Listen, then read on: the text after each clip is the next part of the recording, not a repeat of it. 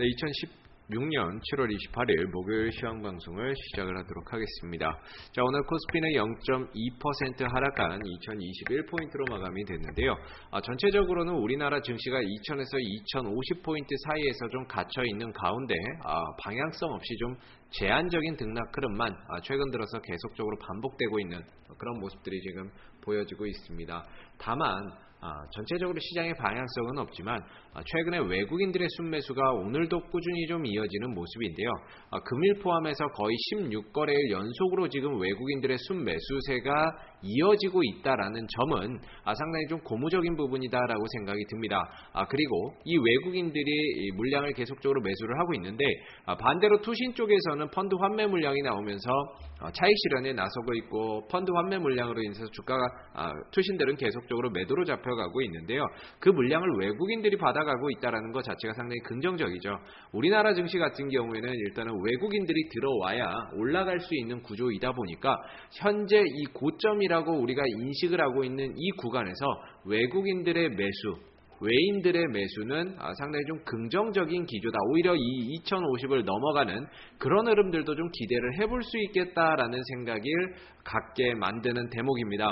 그래서 오늘 같은 경우에는 그동안에 좀 잘 갔었던 이런 삼성전자라든지 이런 것들은 좀 쉬어갔던 반면에 금일은 이제 그 현대중공업이 급등이 나왔죠. 예상치 못했던 호실적을 기록을 하게 되면서 오늘 9.5% 넘는 급등 흐름들이 좀 나와줬고요. 그리고 건설 쪽에서는 현대건설이라든지 이런 종목들이 오늘도 어제 이어서 오늘도 상승 흐름들을 나타냈습니다. 결과적으로는 그동안에 좀 많이 떨어졌었던 종목들이 최근 들어서 이제 반등을 서서히 좀 모색을 하고 있는 그런 모습들을 좀 나타내고 있는 그런 상황인데요. 당분간은 지금 많이 올라간 종목들은 조금 쉬어가는 모습들이 나와야 되고요. 반대로 많이 떨어진 것들은 조금 더 올라오게 되면서 종목별로 좀 키 맞추기 흐름이 만들어져야 될 것 같습니다. 그래서 오늘 같은 경우에는 건설주들, 그 다음에 현대중공업이나 현대미포조선 같은 이런 조선주들이 상대적으로 오늘 강세를 좀 보였던 모습이고요. 반대로 이제 자동차라든지 이런 쪽은 약간은 좀 쉬어가는 그런 모습들이 좀 나타났습니다. 그래서 전체적으로 시장은 아직까지는 방향성은 없지만 외국인들의 매수 기조가 이어지고 있고 전반적으로 이제 16거래일 연속으로 지금 들어오고 있고 전 세계적으로 유동성이 굉장히 풍부한 이 시장 속에서 외국인들이 앞으로 조금 더 들어올 수 있는 여지가 훨씬 더 높겠다라고 보고요. 외인 매수 속에 우리나라 증시는 조금 더 상승 흐름들을 이어가지 않을까 싶습니다. 그래서 당분간은 낙폭과대 이후에 그동안에 조정받고 쉬어갔던 종목들로 해서 저점 매수에 기회로 좀 활용을 한번 해보시는 것이 좋지 않을까라는 생각이 들고요. 그 다음에 코스닥 같은 경우에도 마찬가지입니다. 자, 코스닥도 일단 700은 넘어갔는데 주도주가 없죠. 그래서 올라가기에는 굉장히 힘듭니다. 그래서 오늘도 703포인트, 700은 넘어선 수준에서 마감이 됐는데요. 대형주들은 쉬어갔고 그 다음에 중소형주들 위주의 개별주 테마 장세가 금일도 만들어지는 양상이었습니다.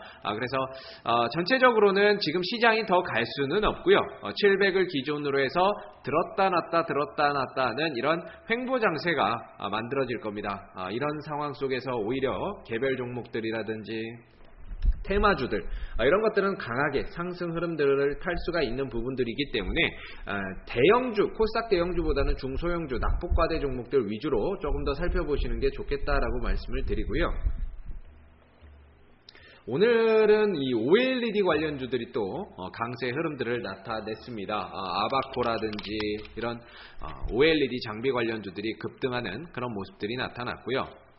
SNU라든지 이런 OLED 장비 관련주, 이녹스 이런 종목들이 강세 흐름들을 나타냈습니다. 그래서 OLED 장비 관련주들도 좀 좋았고, 그다음 VR 관련주들